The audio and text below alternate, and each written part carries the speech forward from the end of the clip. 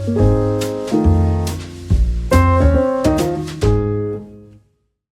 guys, welcome to another video. So in today's tutorial, we're gonna talk about a very popular project. It's called MiroFish. So you can see it got almost 13.5k stars in maybe 2 days.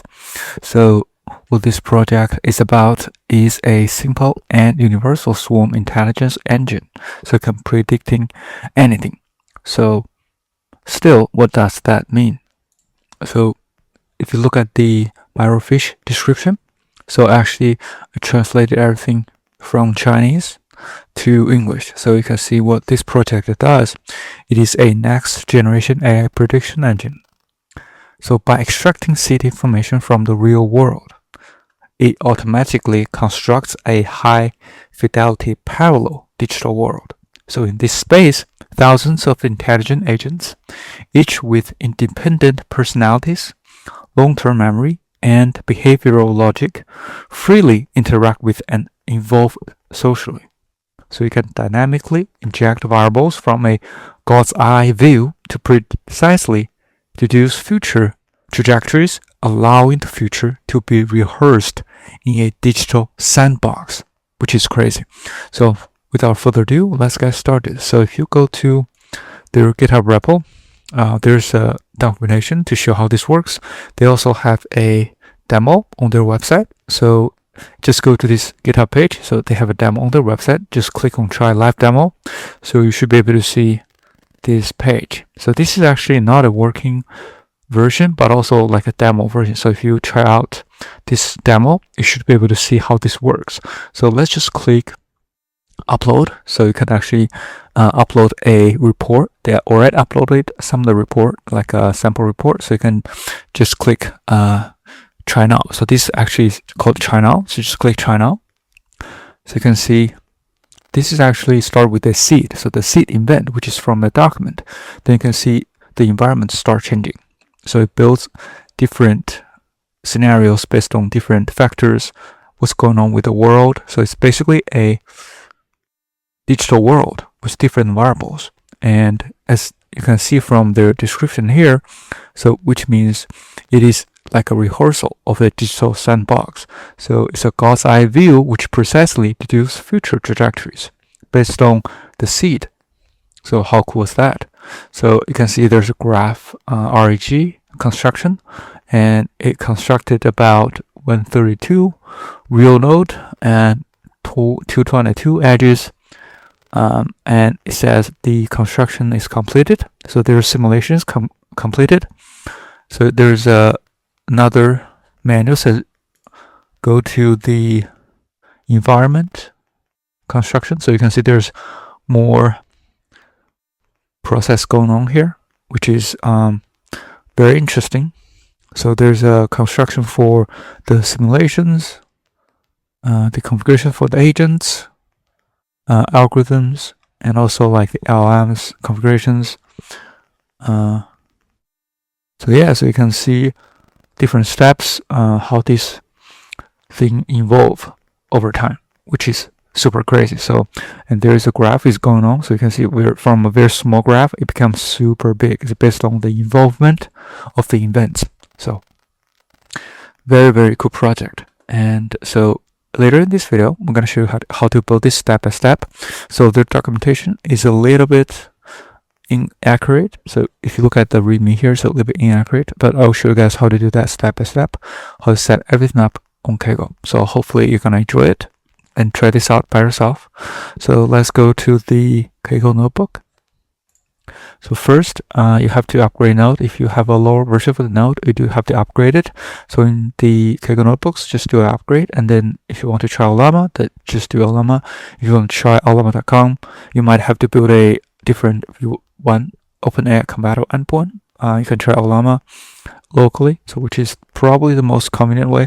You can also try GraphRAG. It supports OpenAI v1 compatible endpoint. I'll show that in a little bit. So after you install all these dependencies, you just have to upgrade Python. So if the default Python 3.10 doesn't work, you have to upgrade to 3.11. So the default is 3.10 on Kaggle notebook, I think. So then we can start to install MiroFish. So first to click clone the repo and go to this folder. So then you have to change these environment variables in their root folder. Then you can change the OIlama API key, base URL, and model name.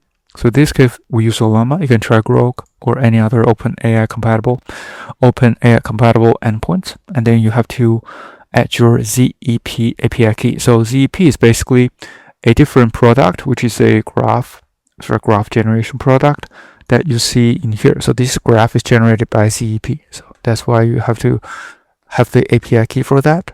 There's a free tier, but I think the free tier basically is enough for the testing.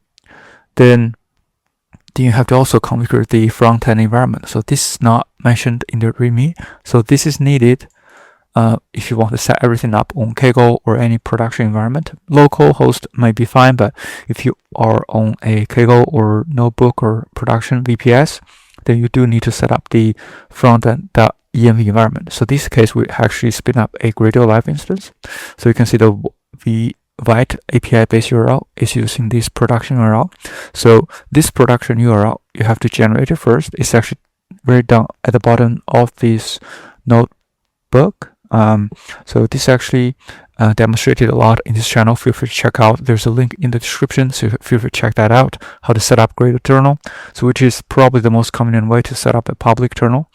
And after that, you can get the URL from here. So basically, after you spin up the Gradle in the background, you can just get the public URL from this documentation.